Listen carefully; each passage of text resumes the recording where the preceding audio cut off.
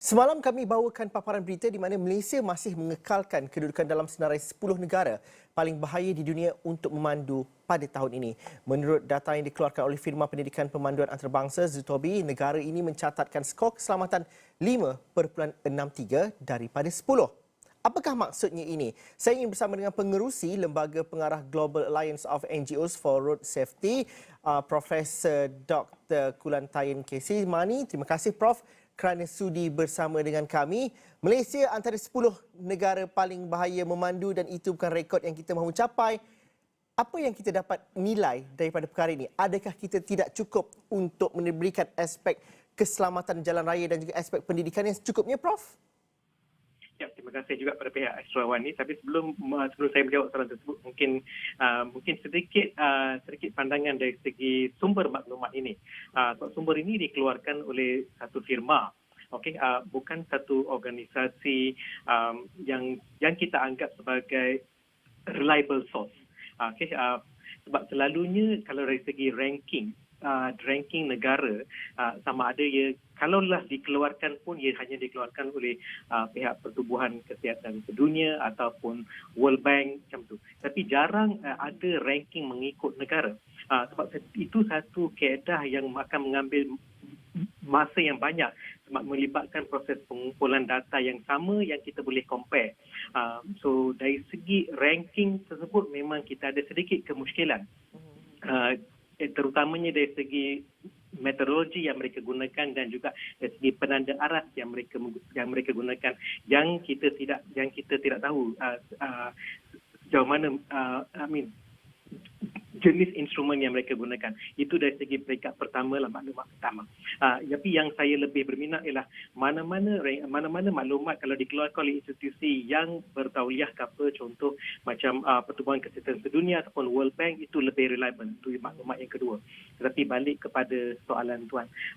Of course, di negara kita masih ada banyak pembaruan yang kita boleh buat untuk memastikan sistem pengangkutan jalan kita selamat untuk setiap pengguna jalan raya. Dan dalam isu ni ada pelbagai kaedah yang kita boleh buat. Tapi yang saya ingin tarik perhatian yang saya rasa paling utama ialah pihak negara perlu membuat satu pelaburan yang cukup tinggi dalam sistem pengangkutan awam yang berasaskan rel. Itulah satu-satunya yang kita nampak intervensi yang telah memberi pulangan yang cukup baik bagi semua negara yang mempunyai rekod yang baik dalam keselamatan jalan raya, di mana pelaburan dalam sistem pengangkutan awam rel, di mana mereka telah melabur dengan cukup banyak. Ini saya bagi satu gambaran yang agak mudah. Apabila sistem pengangkutan rel bermaksud ia tidak berkongsi laluan tersebut dengan mana-mana kenderaan lain. So apabila kita tak berkongsi, risiko kita kurang dan kemalangan itu jarang berlaku. So itulah sure saya yang pertama. Prof, kalau dilihat sekarang ini ialah kita bercerita mengenai aspek keselamatan jalan raya, kita juga menghadapi bahawa ramai yang merungut. Hujung minggu seperti hujung minggu panjang ni memang jalan raya kesesakannya luar biasa. Dan seolah tidak akan ada solusi mudah untuk perkara ini. Fasilitis untuk lebuh raya kita adakan cukup banyak di seluruh negara. Prof berada di Kelantan, tapi di Kelantan itu sendiri kesesakannya luar biasa kerana tidak ada fasilitis infrastruktur yang mencukupi. Tapi Prof juga mengatakan bahawa perlunya ada sistem pengangkutan awam atau sistem pengangkutan rel yang lebih menyeluruh. Negara-negara maju seperti Jerman ataupun Jepun, tahap keselamatan jalan mereka tinggi juga kerana adanya disokong oleh jaringan rel yang begitu meluas. Tapi dalam aspek ini seolah-olah kita tidak nampak ada masa depan atau tidak ada satu iltizam yang menyeluruh untuk menyelesaikan masalah ini. Bagaimana kita nak faham? Ianya saling berkait antara duanya. Infra penting dan juga keselamatan jalan raya itu juga akan datang selepas infra itu menyeluruh, disiapkan dan juga dilakukan.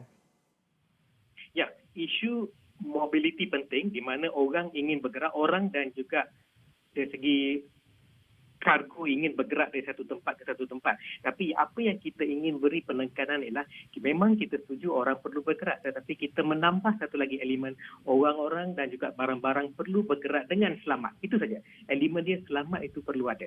Satu. Yang kedua ialah kita faham dari segi permintaan yang tinggi untuk bergerak, terutamanya selepas pro-COVID ini, dalam aspek pra-COVID sekarang. So akan ada permintaan yang tinggi, tetapi penawaran kita kita masih kekal seperti sedia ada. Dari segi penyelesaiannya, kita tidak boleh menambahkan penawaran dari segi menambahkan lane jalan. Sebab kalau kita tambah lane jalan, okey, maka permintaan pun akan bertambah balik selepas itu. Maka tidak ada satu pengakhiran untuk perkara tersebut. Cara yang terbaik adalah kita harus mengurus permintaan tersebut.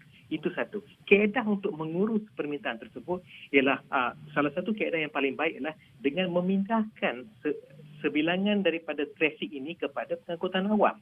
Okey, seperti yang saya syorkan tadi, pengangkutan awam rel cukup selamat, kemudian perlu juga dibantu dan dikomplement dengan pengangkutan awam darat.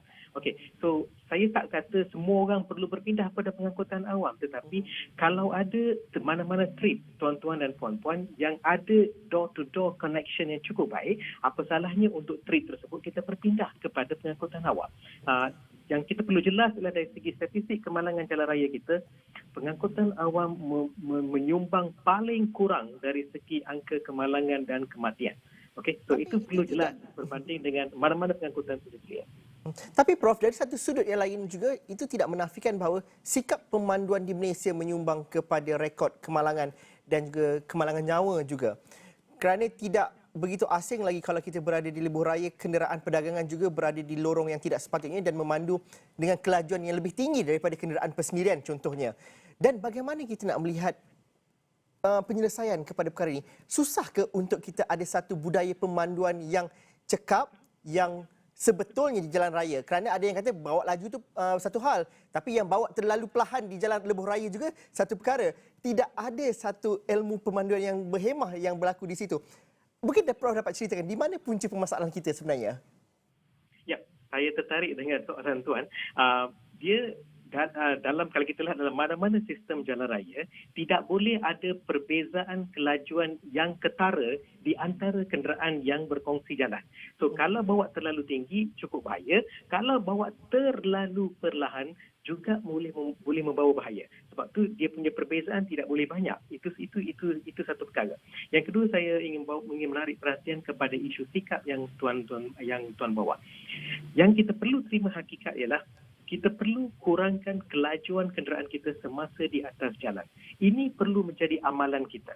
Kalau kita tingkatkan kekerapan amalan ini, okey, dengan mematuhi had laju dan juga membawa dengan lebih rendah daripada had laju yang ditetapkan, kalau kekerapan itu tinggi, lama-kelamaan amalan tersebut akan menjadi satu budaya yang selamat di negara kita. So yang kita perlu bergerak sekarang ialah kalau kita nak bergerak kepada budaya yang selamat, sebelum nak sampai budaya selamat itu, amalan tersebut perlulah ditingkatkan kekerapannya.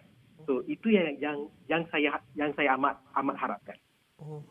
Bagaimana kalau Prof bersama kami selalu akhirnya advokasi dan juga ilmu dan juga bagaimana pendidikan itu perlu dipergiatkan lagi, dan ia tidak datang dalam masa semalaman. Jadi pada pandangan Prof, bagaimana ianya perlu dimulakan dengan lebih menyeluruh dan juga lebih awal lagi sistem kurikulum di sekolah pemanduan dan sebagainya. Bagaimana itu dapat diberikan transformasi dan informasi? Kita memerlukan kedua-dua. Pendidikan pun kita perlu, penguatkuasaan pun kita perlu. Beza dia adalah pendidikan, dia akan dapat mengubah amalan, dia akan mengubah sikap kita kepada amalan yang selamat, dan amalan selamat kalau kita tingkatkan kekerapan, dia akan jadi budaya selamat. Tetapi dia akan mengambil satu masa yang agak lama. So itu yang kita bimbang, sebab tu kita bawa masuk penguatkuasaan. Penguatkuasaan beza dia akan memberi kita amalan selamat serta-merta, tetapi dia tak kekal. Okay? So kalau kita combine kedua-duanya, pendidikan dan penguatkuasaan, kalau kita combine, kita akan mendapat pulangan pada jangka waktu yang dekat dan juga untuk jangka masa yang panjang. Dan balik kepada isu yang pendidikan keselamatan jalan raya. Pihak Kementerian Pengangkutan dengan kerjasama Kementerian Pelajaran telah pun memperkenalkan program pendidikan keselamatan jalan raya untuk semua pelajar-pelajar sekolah rendah dan sekolah menengah. Apa yang saya minta di sini? Dia perlu penglibatan semua pihak untuk menjayakan inisiatif ini. Daripada pihak sekolah, pihak guru untuk mengajar modul-modul yang telah disediakan, itu satu perkara. Okey. Kemudian saya minta kerjasama semua pihak ibu bapa untuk melihat beg-beg sekolah anak anda, okey, lihat ada tak buku kerja yang disediakan untuk pendidikan keselamatan jalan raya dan turutlah bantu. Okey, so kalau kita dapat bantu daripada beberapa sudut, cikgu bantu daripada cikgu bantu di pihak sekolah, ibu bapa pula bantu daripada pihak rumah, dan saya rasa selepas ini dalam 10 tahun akan datang kita akan dapat mewujudkan pemandu-pemandu yang baru, okey, yang lebih selamat, okey, dan yang mempunyai budaya yang selamat di atas jalan.